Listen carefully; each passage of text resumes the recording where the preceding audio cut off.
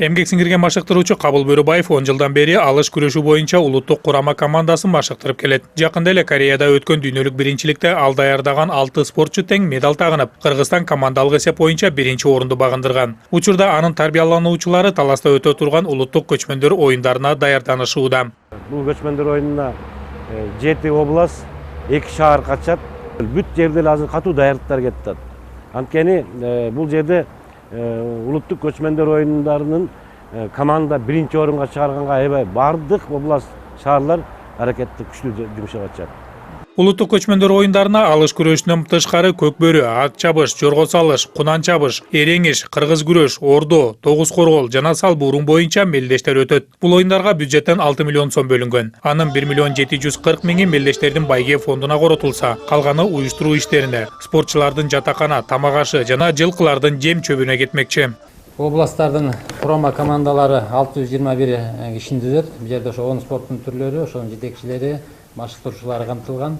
Андан тышкары 63 калыстар тобу ушу мелдештерди өткөрөт. Калыстар тобунда ушу улуттук даражадагы калыстар, эл аралык даражадагы калыстар бар. Андан тышкары уюштуруу комитетине дагы 21 киши кирген. Баш аягы спортко тиешелүү 705 киши катышмакчы. Андан тышкары аттардын саны 200ден ашык.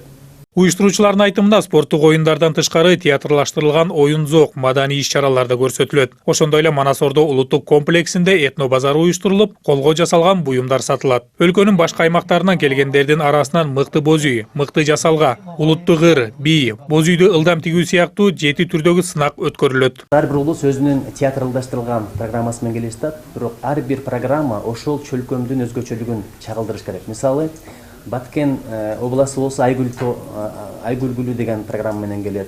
Ал эми Нарын болсо Ташрабат, Жалабат болсо Саймалуу таш, Ош болсо Сулайман тоо, Ош облусу болсо Улуу Жибек жолу, ал эми Талас болсо Манас баяны, Чүй болсо Бурана, Ысыкөл баяны деген программалар менен чыкмакчы. Улуттук көчмөндөр оюндарында дүйнөлүк көчмөндөр оюндарынан айырмаланып, салтанаттуу ачылыш жана жабылуу аз эми болбойт. 21 сентябрда гана чоң программадагы салтанат белгиленет экен. Уюштуруучулардын айтымында концерттик бөлүктү даярдоодо сахнага коюлуучу чоң экран гана маселе жаратып, аны Казакстандан алдырышкан. Ошентсе да ири каражат короткон жокпуз дейт уюштуруу тобу. Алар бул оюндарга канча акча бөлүнгөндүгүн так белгилебесе да, былтыркы дүйнөлүк оюндарына коротулган каражаттын 1/10 жетпеген бөлүгү гана жумшаларын айтышты. Алар белгилегендей, негизинен ыктыярчылардын көмөгү менен иштешүүдө. 21 сентябрдагы театралдашкан салтанаттуу маареке бул көчмөндөр ааламы деген ат менен ошол бир эле күндө өтөт 21-inde. Анан кийин мен сиздерге айтып кетейин, ар бир коюлманын, ар бир иш-чаранын, ар бир салтанаттуу маарекенин бир өзүнүн фишкасы болот, өзүңүздөр билесиздер.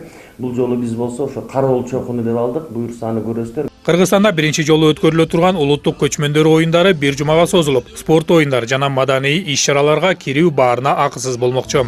Эрмек Аттокуров, Урмат Мамбеталиев, НТС.